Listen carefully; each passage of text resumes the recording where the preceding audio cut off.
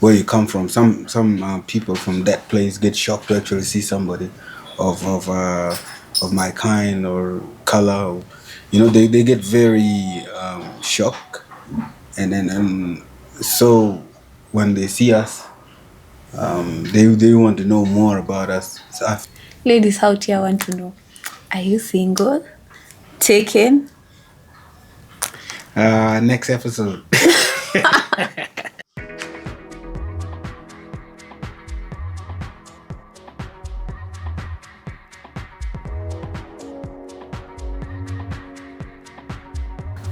Hello guys, welcome to the Red Table Podcast. I'm your host Tina Rope, and today we have someone who is actually an artist.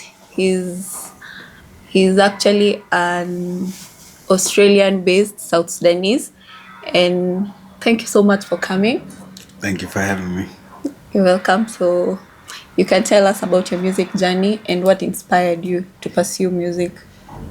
Well, as a South Sudanese, I think always we are born into families that love music. When we're farming, we sing. Church, we sing. Marriages, even like festivities. So it's something that started from generations before. I just end up being one of the receptors at the end, only to just modernize it. So I started in kindergarten. Also had some run-ins at church because we used to be Hallelujah dancers when we was young people. It's actually my first time hearing someone saying like you started in church. Yeah, for real. So back in Kenya, so we used to be taken to church, and then Kakuma when we were there. We used to be Hallelujah dancers. We used to sing songs, and then recite poems. So that's where it all began. And then we started collecting Gazzetti, which is like magazines with lyrics. They used to come out once every Sunday. Yeah. Then we started composing our own. But at that time, we really didn't have instrumentals, so we didn't know how to produce and everything. So we used to just use beats. I even used to dub some tapes with just vocals, and that's it. So that's the beginning of the music. Yeah. It actually sounds fun and interesting, like knowing your journey. Yeah. So can you tell us about your first recording experience? The very first one was me dubbing my mom's tape. They used to have those radios, and then you used to have tapes. So I at that time, one of the hottest artists that was out was Ja Rule at that time, and I taped my mom's one of her Arabic music cassettes. I taped it and I was singing on it. I still have that tape. It's with that. So that's the first time I actually recorded something. And then when I went to Australia, we went to language school. So music is also a curriculum. It's part of the studies. There's subjects, but they also add music and sports. So I used to go to the music room, wanting to experiment with different instrumentals that are there. And so I was introduced to a recording studio. Ended up going there, and then I had one of the teachers who was teaching music. He was recording people in the studio, so we ended up there. Yeah. So you actually enjoyed music while in school and studying also? Yeah. Well, the idea they have in the way they teach is they want somebody to be able to explore all the things they can, be it sports, be it music, be it studies, which is different things. They don't really confine you to one specific, like just focus in school. They encourage you to also enjoy sports. They encourage you to do music, swimming, all different types of things, basically, just so you can find out what you're really good at. Yeah, it's actually nice. They give you like ideas and opportunities to do whatever you want to do, and later on you can choose from them. Absolutely. So how has like music helped you like in the way you do it most especially when you were in Australia? Well, first when we went there, sorry, pardon me. When we first went there, you're in a new place. People don't know where you come from. Some people from that place get shocked to actually see somebody of my kind or color. They get very shocked, and so when they see us, they want to know more about us. So I figured that music was a tool we could use and utilize to talk about who we are. Um, to begin with, I was a rapper before I started doing music in my own mother tongue, and you know, we were first, rapping like the people who idolize 50 Cent, Ja Rule, Then we decided what we'll do is a positive hip hop. We were going to do music that sort of explain what we are because we were being targeted. We were being, portrayed in a way that wasn't really reflecting to who we are. Um, so we ended up being in the news, South Sudanese gangs, this and that. So we use art as a form of speaking about our experiences, as a form of speaking about who we are, as a form of educating people about where we come from. We did songs like Lucky, which was talking about how lucky we were to escape where we were from. Because bear in mind, when we traveled, we weren't going on a holiday. We were going on a journey to look for a better place. We were at war at that time, and many of us were spread in different areas. So when you have an opportunity, you actually took it to try and find a better life. A lot of us traveled not because we wanted to, but because we had to. It was an escape. So we started doing positive hip hop, which was to educate people about us. I did a song.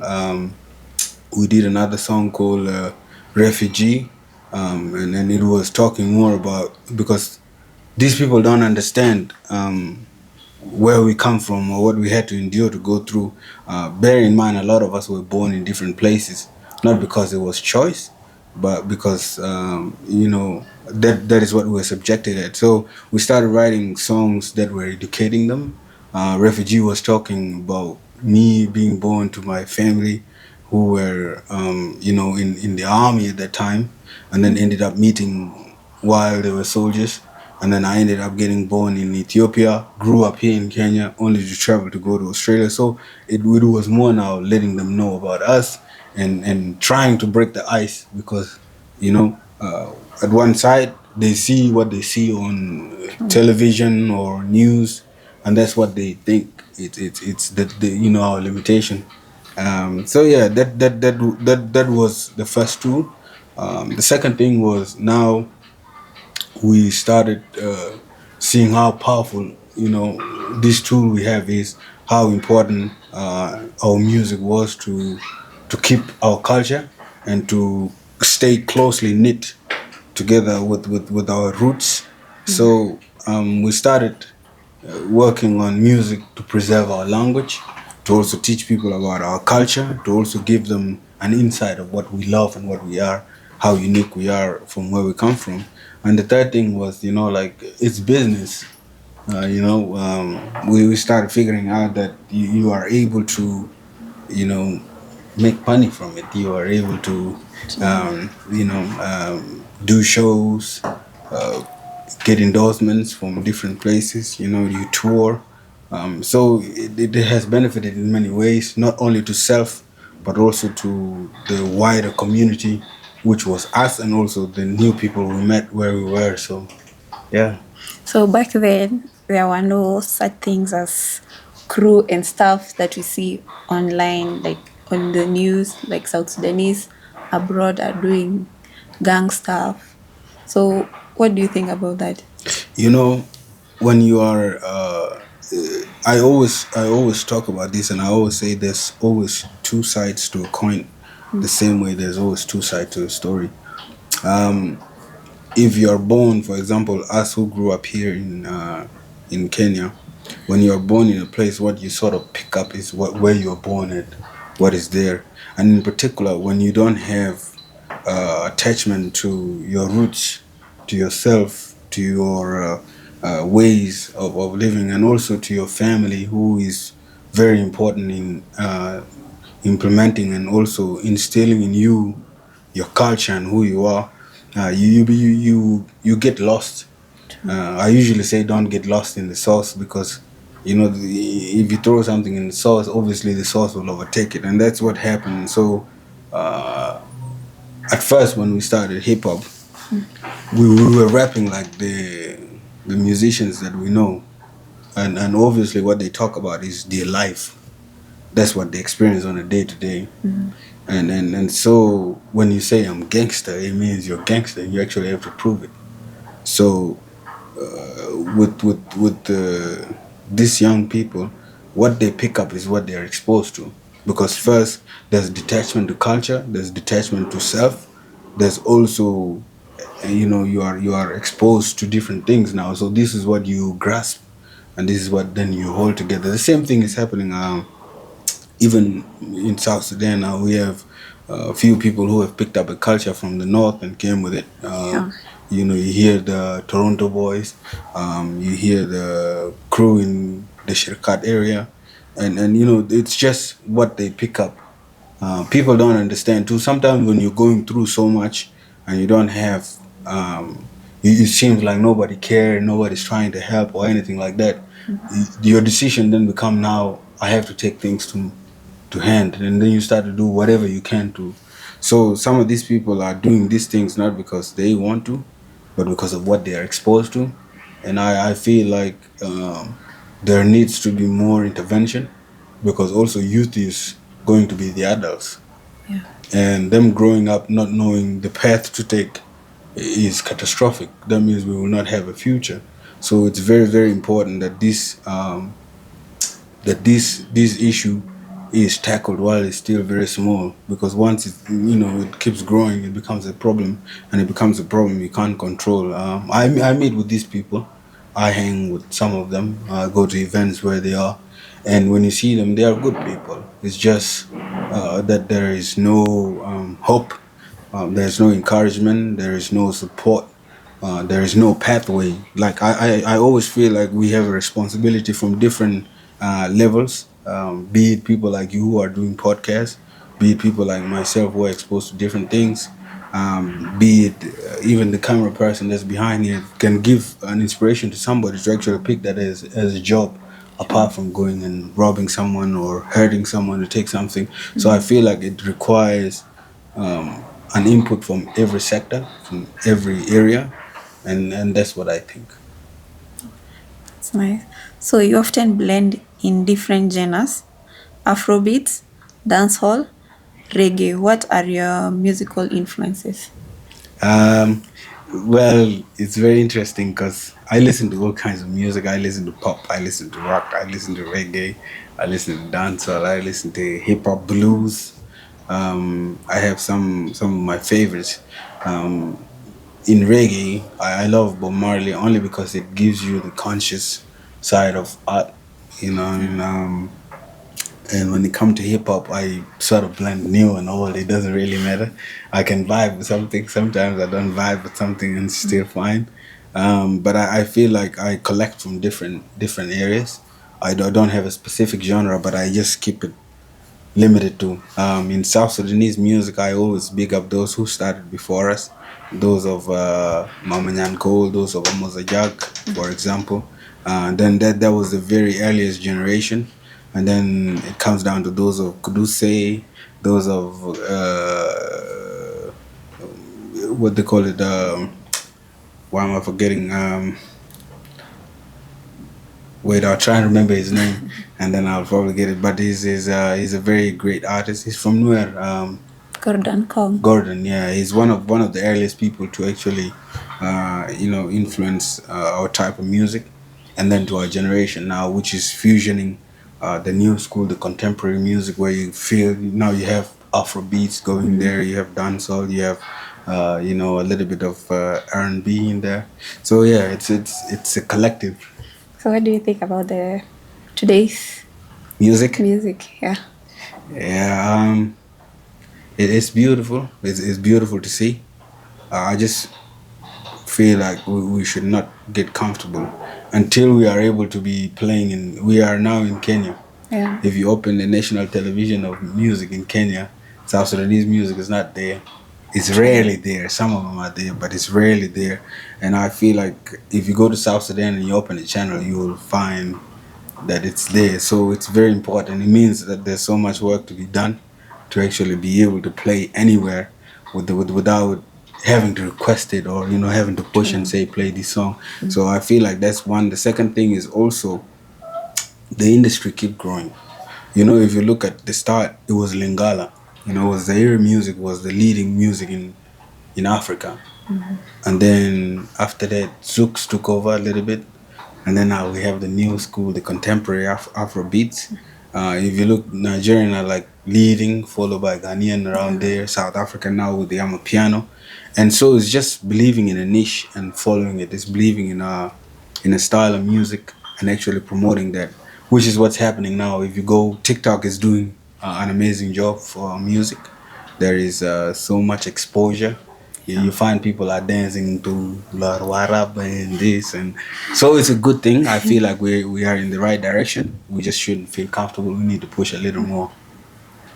So, like, you have collaborated with artists like Obiboni and Shadiman. How did those partnerships come about? I'm a true believer in pushing our music. I understand the business aspects of it. So to tell you the honest truth, when I do it out of love. If somebody reach out and I feel like that person need a hand, need support, basically, a push to collaborate, because that it's an exposure to the fan base that I have, and also for them to also have a material they can push. I'm not restricted. I feel that's what we need. That's the strength we have. That's the strength Nigerian have. I use them as an example because they are dominant in the industry, not because they're bigger than than the countries in Africa, but because of how they have tapped into the music industry. So when a brother reach out or a sister reach out and they have a project or they want to create a project, I always feel like it's my obligation to do my part. Given the little that I have, it can make them cross the music to the side I was in, as well as me cross over to the side they are in. So a lot of these collaborations are usually they're usually not so restricted as business. I don't charge them for anything. I don't ask for anything, as long as they can handle the side of things. I just compose a verse and send it through and let them do it. When it comes to somebody else, though, if it's like then I have to charge them. You know what I mean? If it's an established artist and we don't have a mutual relationship, obviously I'm gonna charge them. But half of the time, it's like most of these collaborations you see, there's nobody, no one will ever say, I got charged a verse. I have it established. I have a management team that takes care of those things.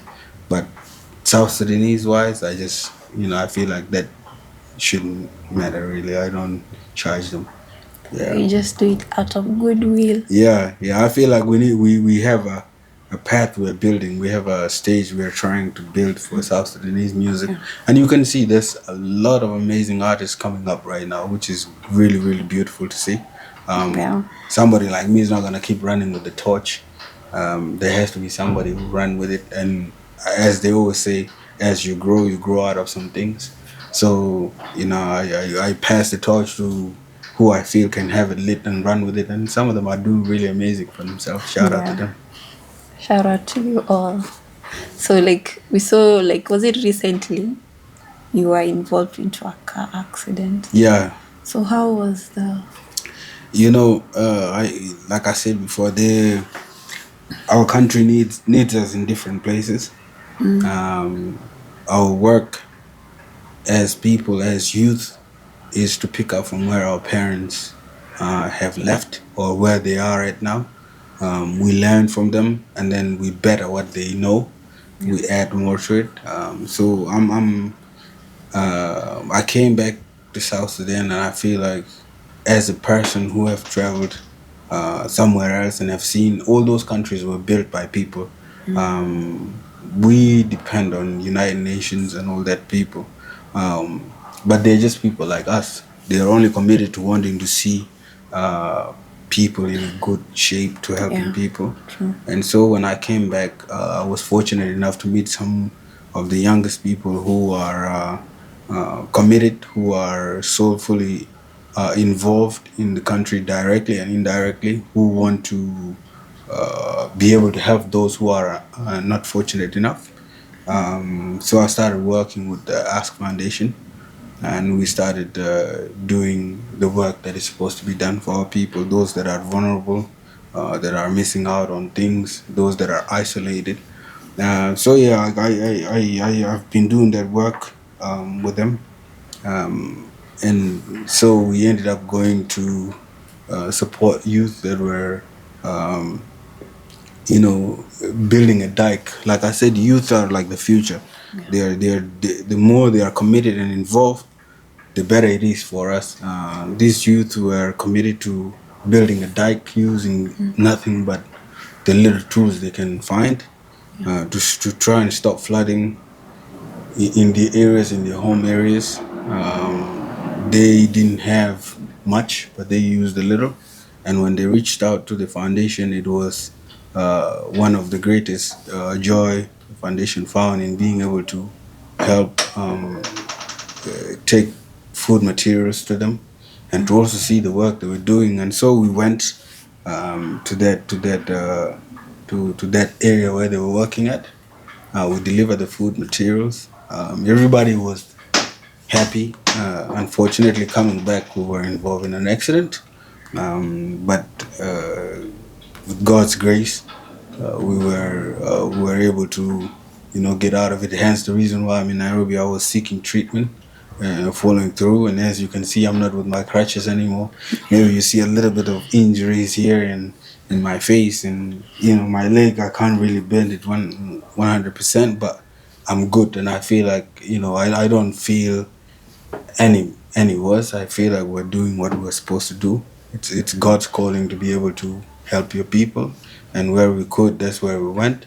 And what happened, God prevented catastrophe. We wouldn't be here talking and everything if it wasn't for such.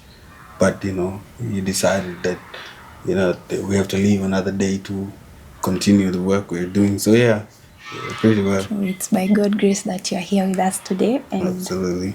we thank God for that. So you have collaborated. Which of your songs are you most proud of, and why? The first one is my dad's. I always say this because my dad was killed when I was still young. And one of the biggest things we have in our society is our families are not fond of us picking this side of entertainment as a job. We're always discouraged. Some of these things, including this filming, they'll say, "What are you doing?" Until today, I still get those statements from people. For real? I thought they forgot about it, and now you're doing good. They would be proud of you. So that song, I relate to it, and I feel like it's everybody's songs as well. Because a lot of us were born in these hardships. We were born in this life. Now it's better. We have a country. You are able to go there, regardless of the challenges that are there. You're still able to go there and and give back, and also get involved. But when I lost my dad, I was a very small boy, and I feel like it's important to always remember these people. It's important to always encourage those that are feeling left out or feel the void of not having someone. There's people who have lost mom, dad, both, or have both still, and have lost some other family members, and it's very, very important to always still like instill this love and remember them. So that's my first beautiful song. I love it. It relates to me. Also allow my mom to say, okay, you can pursue music, and not only follow that, but also this one. So yeah. So your mom also does music. No, used to do music. no. My mom is my grandma. My grandma can sing for days. she, my grandma can sing for days, and my mom was encouraging me more to do other things rather than music. It's actually rare to find a mother that can encourage you to pursue music. Yeah. So you're lucky you get one of the best I moms. had to prove the trust that I'm not just wasting time. Yeah. Yeah. So are there any artists that you would love to work with, local or internationally? Yeah, but it comes naturally as we speak. I've done some collaborations. There's a few that are still remaining to be done. Um, so it's usually, when I feel like you know what you're doing with your art, and I feel like we could deliver something beautiful. Why not? As a matter of fact, we have a lot that we're doing. We are going to first drop a new song soon. Well, maybe two or three. Two and one rhythm is gonna have some surprise artists in it. It's a rhythm that is based at making an exposure for South Sudan music, and I have some amazing artists there. I won't mention the names because I will ruin the surprise.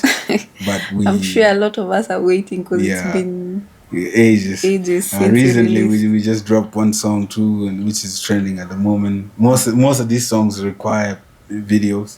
Yeah. We did some more song. It's trending everywhere at the moment. I have another single that I'll probably release after that, and then I have an album that is sitting to be put out. So I'm very excited. If you was driving around with us, you'll be listening and bumping to all the new music, but for now you'll have to wait. Definitely waiting for the new music. Yeah. So what do you see yourself on your music in the next coming years? I'm gonna be retiring. Why so but, soon? but do it like I said. Everything has a calling. When I say I'm retiring, it's not entirely I'll have music that is being pushed and promoted. I might not be so involved. Like now, you could see I'm not as involved as I was years back because that was everything that I was doing. But I will definitely have music that's coming out. I've also established a record label, Future Records, which is going to also amplify what my vision was for South Sudanese music. So we have signees, we have a lot of new artists. We just put out a recent song with one of my artists. Shout out to my boy. You probably had some of his song in TikTok, but he's a young artist. His name is Bona Lux. We just did a song. So yeah, like I still have love for this industry, and I feel like we'll create a pathway for them to show them the business aspects of it, also to build a much stronger industry. Here I feel like everybody's for themselves, and that's not how you win. You win when you're close knitted. When you have if you look at those, let me just give some old examples. NWA was a crew, Outlaws was a crew, G Unit, Murder Inc. When you have a collective, as a business, as an entity, you become successful because you bring different fusions. You have Ashanti here, and then you have Jarul here, and then you have Lloyd there. Those things help, build an industry. So I feel like the record level we have established is going to help not only us, but also the people who need to know what they have. Those who are talented but don't really know what to do with it. Those who need help and a push to actually figure out how they can grow with the music. So that is an exciting part of what I'm doing. But yeah, of course, we have a lot of things coming out. I'm truly excited to announce that I'll be also touring.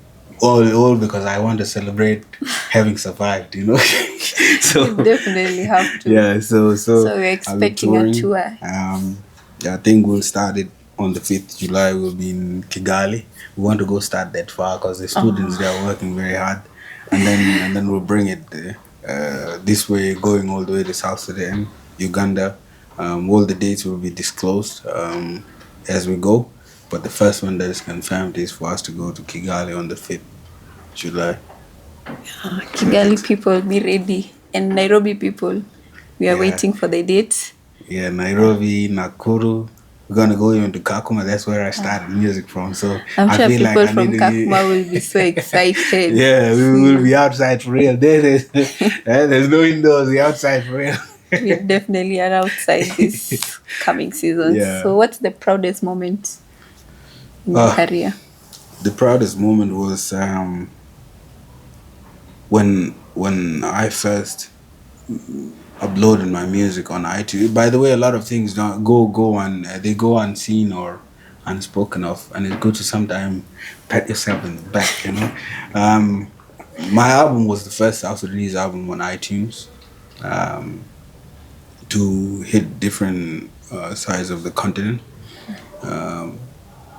When we did it, it was with some of my friends. Like I say, when you have good friends who see your vision, who see what you're trying to do, you always excel. Nah, so shout out to all my friends. Can't mention you one by one, but yeah, no. When we uploaded that music and it was divided across the continent, and then the reception from it, I was getting people taking videos and sharing them, and then bear in mind this was before TikTok, it was before Instagram. It was that time only people was still there in MySpace, and then Facebook was just new. So people would take videos with the you actually capture a video and then you go upload it because you couldn't do live then. And when I was doing that, receiving those things, I was so proud. The second thing was the fact that we actually changed the music. We changed the genre from what it was. We used to do Afro beats. Oh well, we call it push music at that time, which is you piano, you sing, and then piano again. It's still there. It's beautiful music. Not to undermine it, but we changed it from what it was. We started doing dancehall songs now on with our own mother tongue. We start doing Afro beats, and that time when we dropped those songs, it just went crazy. Like it was wild everywhere. So I was excited, and also seeing my own CD at that time. I had because it was new. Now you don't need, you just use internet. But that time you have to have a collection of CDs. Like you have this CD, you take this and put it there. And so having my own CD there was very exciting. People would buy the CDs. Yeah. Go listen. And you bend them too. There used to be those. There used to be those when you bend. So if you say somebody's throwing a party, you'll have somebody come with a whole case full of CDs. You see them good, Even if they were scratching, you wipe them. Yeah. So that was a very proud moment. It was a very proud moment. Must be nice. Yeah. So, what languages do you sing or rap in, and how do you choose which to use? I feel like every song speaks to me when I hear the instrumental.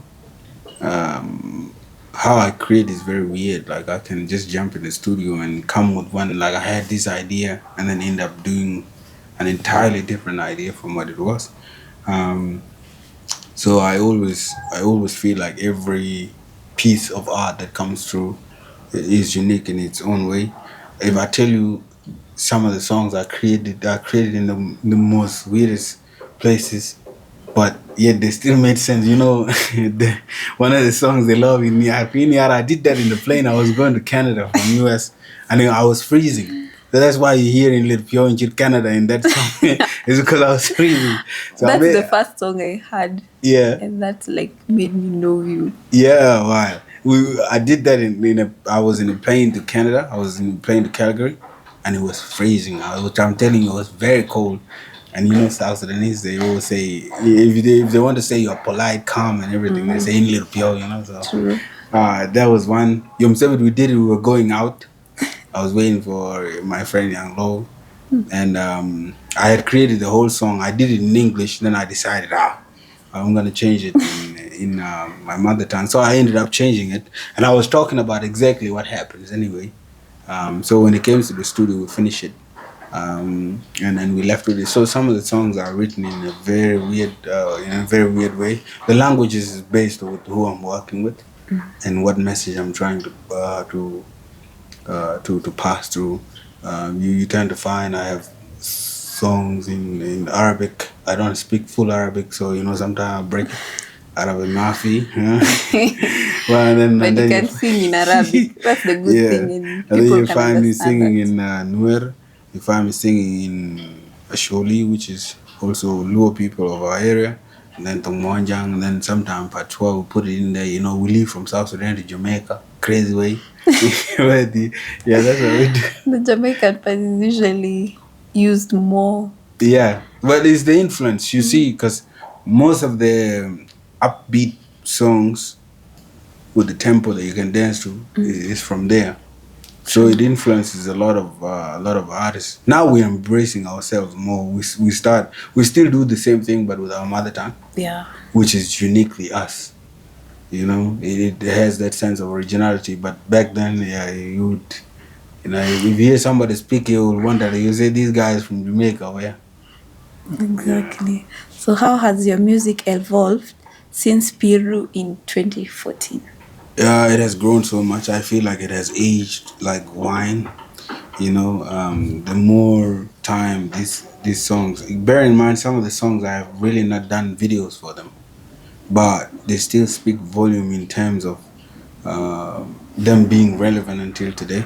I feel like after that song, not only has it impacted me, but it also impacted the industry.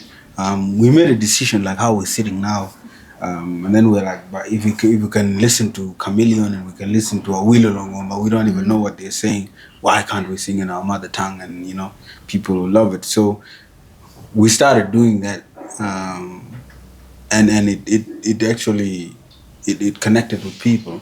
So for me, I feel like from then until now, I see the growth. I also see the sense of originality. People have embraced our music. They love it every time, even when I don't. Because it's not that I don't. I'm creating every other time. I have so much catalog sitting just to be released, but I love to hear when people are like, when is the new song? When is this thing? It's a great thing because it's beautiful. Also, now you go to every household and you find our people just flick on the TV and it's South Sudanese music that has been playing. That is a really beautiful thing. It shows we have upgraded ourselves. We have also embraced like our industry, and we have also break through the control borders where our music was not really recognized in that sense. Now, if somebody says South Sudan, there's music, obviously, and so it has really we have really grown from there. I feel now I drop something, I could just go and say yeah, and it will hit, because we have paved the way to do Yeah. it. Yeah. Whereas back then, if you put a South Sudanese song, people go sit down. The youth don't even want to hear it. Party boring out there. And now it's like Yeah, they put it, they all enjoy it of now. them, they enjoy it. Yeah, and it's every part of South Sudanese, tribes and people are embracing the language and actually creating, which is very beautiful, because it's just like it's like we are still in our roots, only that it's modernized now. Yeah. So before we go, we'd like you, what would you tell the young upcoming artist? First and foremost, love what you do. Also, you don't have to be anybody else. You have to be yourself. It's very, very important, because sometimes, we get carried away. If the music I do, for example, I have an inspiration from a certain artist, then I want to do what they do. I want to smoke, drink. I mean, if it's a choice and you want to truly do it, do it. No worries. That's your choice. Yeah. But it's very important that you don't do it for the sake of being relevant or being, you have to just be you. Also, when you pick this path, you become an example. When you are an example, people look up to you, people see what you do, they follow what you do. The young people that are coming behind us, if they see me doing something, they'll replicate that one. So it's very, very important to also try and be mindful of yourself, And the other thing is you don't put all your eggs in one basket. You know, just because you have this gift, people grow old and they grow out of it. And if it's not working too, you know, you have to have a backup plan in life. So always practice discipline and love what you're doing. You know that you're doing it not just for yourself, but for a broader picture. It's a business, of course. And if you take it as a job, then be serious with it. That is probably what I will leave with them. Yeah. True. I forgot one thing. I know, like, ladies out here want to know: are you single? Taken? Next episode. As you'll have heard, next episode. Thank you so much for your time. I really enjoyed talking to you. Thank you very much. At least I got to know more about your music. Thank you. And you're expecting a tour, an album. Yes. That's Don't all forget for today. Kigali, Rwanda, are coming on the 5th. Kigali. We are promoting the album. I think if this album works the way I want, I'll retire after that. Kigali people, be ready on 5th of July. That's all for today. I'm your host, Tinaro. Like, subscribe, comment.